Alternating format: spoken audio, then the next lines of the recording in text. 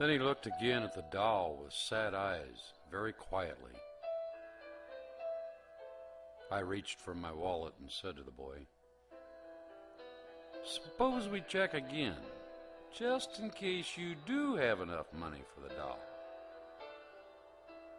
"Okay," he said. "I hope I do have enough money." I added some of my money to his without him seeing, and we started to count it. There was enough for the doll and even some spare money. The little boy said, "Thank you, God, for giving me enough money." Then he looked at me and added, "I asked last night before I went to sleep for God to make sure I had enough money to buy this doll so that Mommy could give it to my sister. He heard me.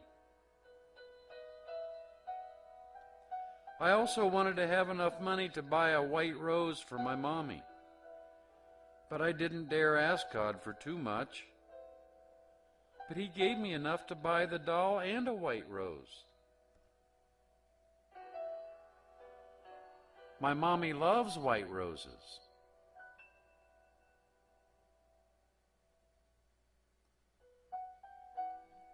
A few minutes later, the old lady returned, and I left with my basket.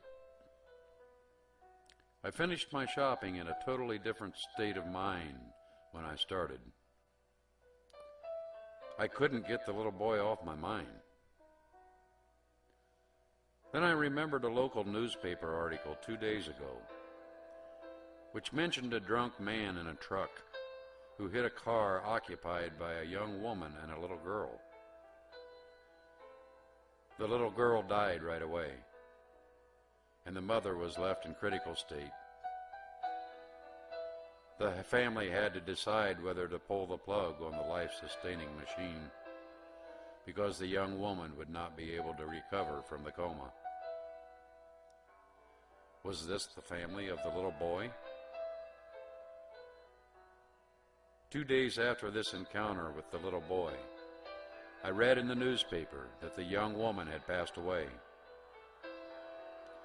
I couldn't stop myself as I bought a bunch of white roses and I went to the funeral home where the body of the young woman was for people to see and make last wishes before her burial. She was there in her coffin, holding a beautiful white rose in her hand, with the photo of the little boy and the doll placed over her chest. I left the place teary-eyed, feeling that my life had been changed forever. The love that that little boy had for his mother and his sister is still, to this day, hard to imagine, and in a fraction of a second, a drunk driver had taken all this away from him.